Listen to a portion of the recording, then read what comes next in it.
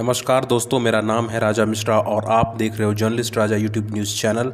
देश और दुनिया की तमाम बड़ी खबरों के लिए जर्नलिस्ट राजा चैनल को जरूर से सब्सक्राइब करिए। अगर आज की वीडियो पसंद आए तो कमेंट करिएगा और शेयर भी करिएगा अपने दोस्तों में। तो चलिए आज की हेडलाइंस को पेश करता हूँ आपके सामने। दिल्ली के मुख्यमंत्री अरविंद केजरीवाल आज एक बार फिर तिहाड़ जेल में सरेंडर करने वाले हैं। आज 3 बजे घर से निकलेंगे केजरीवाल। पहले वह राजघाट फिर हनुमान मंदिर जाएंगे। उन्होंने पत्रकारों से बात करते हुए कहा कि 21 दिन ज़मानत के लिए सुप्रीम कोर्ट का आभार मैं जताता हूं और एक बार मैं फिर से बाहर आऊंगा। जब हमारी जनता को मेरी ज़रूरत होगी मैं ज़रूर बाहर आऊंगा। एग्जिट पोल्स में तीसरी बार मोदी सरकार बनती हुई नज़र आ रही है। सभी जो बड़े बड़े न्यूज़ चैनल हैं उन्होंने दावा कर दिया है कि तीसरी बार भी मोदी सरकार बनेगी। भले ही गोदी मीडिया लोग बोलते हैं, लेकिन मुझे लग रहा है कि सही में गोदी मीडिया ही हैं, क्योंकि तीसरी बार मोदी सरकार इतने आसानी से बोलना बहुत ही ताज्जुब की बात लगती है मुझे। मैं कोई गोदी मीडिया नहीं हूँ, मैं एक इंडिपेंडेंट जर्नलिस्ट हूँ, तो इसलिए मैं अपने मन की बात बोलूँगा।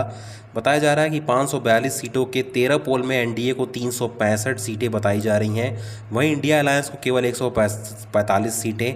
ओडिशा और तेलंगाना में भी भाजपा को दोगुनी सीटें मिलने का अनुमान लगाया जा रहा है, लेकिन मुझे जहाँ तक लग रहा है कि इंडिया अलायंस 145 प्लस ही जाएगा और 365 जो बीजेपी का और एनडीए का दिखा रहा है इतना नहीं जाने वाला है, क्योंकि इस बार जो चुनाव का माहौल था वह बड़े बड़े मुद्दे थे। जो युवा थे वह राहुल गांधी की तरफ से थे और ऐसा बहुत जगह सुनने को आ रहा है कि युवाओं ने जमकर वोटिंग की है इंडिया अलायंस की तरफ। कल वोटिंग के बाद जब शाम को सभी न्यूज़ चैनल ने एग्जिट पोल बताना शुरू किया, उसके रुझान के बाद से सभी विपक्षी पार्टियों में खलबली सी मच गई है।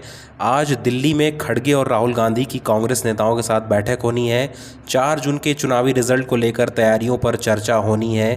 बताया जा रहा है कि सभी विपक्षी गठबंधन के नेता मौजूद रहने वाले हैं। वहीं सिक्किम और अरुणाचल प्रदेश में 19 अप्रैल को विधानसभा चुनाव हुआ था, जिसका आज रिजल्ट आ रहा है। तो सिक्किम में एसकेएम जो पार्टी है, अरुणाचल प्रदेश में बीजेपी की सरकार बनने वाली है।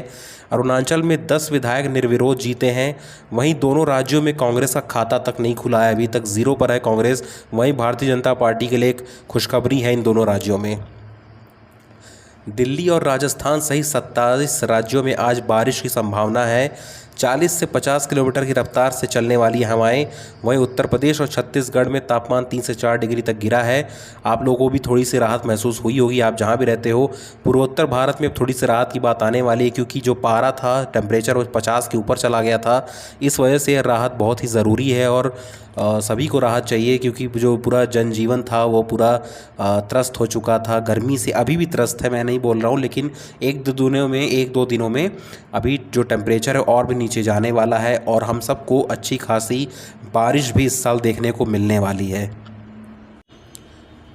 वहीं फिल्म एक्ट्रेस रवीना टंडन पर शनिवार रात को एक बुजुर्ग महिला से मारपीट करने का आरोप लगाया गया है। पीड़ित के बेटे का दावा है कि जो एक्ट्रेस रवीना टंडन है, उन्होंने और उनके ड्राइवर दोनों मिलकर हमारी माताजी को पिटाई की। इन दोनों ने नशे में चूर थी एक्ट्रेस। मामला पुलिस स्टेशन तक पहुंच चुका है। देखते हैं कितना सच्चाई है इस बात में। हूती विद्रोहियों का लाल सागर और हिंद महासागर में एक बड़ा हमला एक बार फिर से हुआ है। हूती विद्रोही लगातार अमेरिका की जहाज़ों पर हमला कर रहे हैं। अमेरिकी जहाज़ों के खिलाफ 6 ऑपरेशन चलाए गए हैं हूतियों के द्वारा। पिछले 24 घंटों में 2 बार अटैक किया गया है अमेरिका के जहाज़ों पे। तो हूती विद्रोहियों के ऊपर लगाम लगाना बहुत ही ज़रूरी है। नॉर्थ ईस्ट वेदर की बात करें तो असम में बाढ़ और तूफ़ान के कारण अब तक 15 लोगों की जान गई है। 6 लाख से ज़्यादा लोग प्रभावित हुए हैं। देखो यार, एक कुदरत भी कैसा अपना कहर बरसा रहा है। इधर हम लोग बारिश के लिए तरस रहे हैं और असम में नॉर्थ ईस्ट में बाढ़ तक आ गया है। तो ये थोड़ी सी बाढ़ इधर भी आ जाए नॉर्थ में तो बहुत अच्छा होगा हमारे लिए। वहीं प्रधानमंत्री नरेंद्र मोदी अब ध्यान से आ चुके हैं वापस। 45 घंटे का उनका ध्यान पूरा हो चुका है। चुनाव भी ख़त्म हो चुके हैं, तो अब अपने मुद्दों पर आ चुके हैं प्रधानमंत्री मोदी।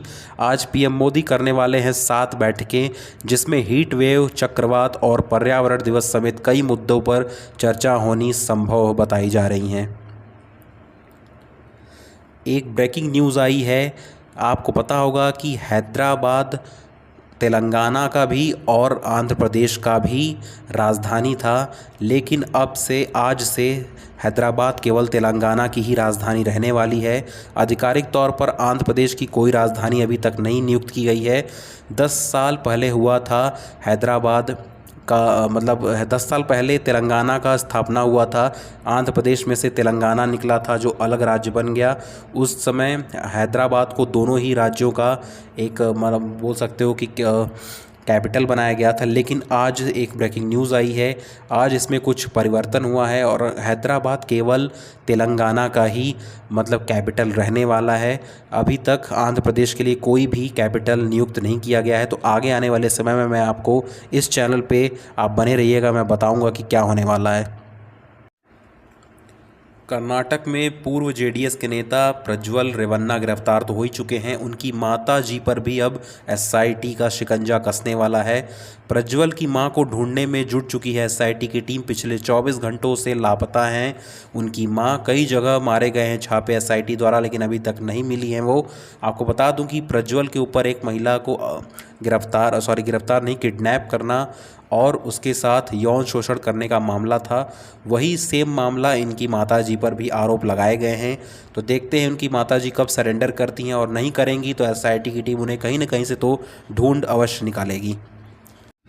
लोकसभा चुनाव के एग्जिट पोल आने के बाद से विपक्षियों में और सभी पार्टियों में हलचल सी मच गई है। कांग्रेस के पूर्व नेता आचार्य प्रमोद कृष्णम ने राहुल गांधी पर तंज कसा है अपने एक्स हैंडल पर।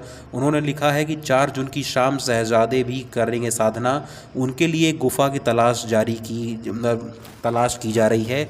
उन्होंने आचार्य प्रमोद कृष्णम ने कहा है कि प्रधानमंत्री मोदी का जो तप था, जो उन्होंने ध्यान लगाया था, उसका नतीजा एग्जिट पोल पे साफ दिख रहा है कि भारतीय जनता पार्टी एक बार फिर से प्रचंड बहुमत से आने वाली है। और इसके बाद से 4 जून के बाद राहुल गांधी भी साधना करने के लिए जाएंगे और उनके लिए भी गुफा की तलाश जारी है। हिमाचल प्रदेश की कांग्रेस प्रदेश अध्यक्ष और मंडी से सांसद प्रतिभा सिंह ने एक दावा किया है।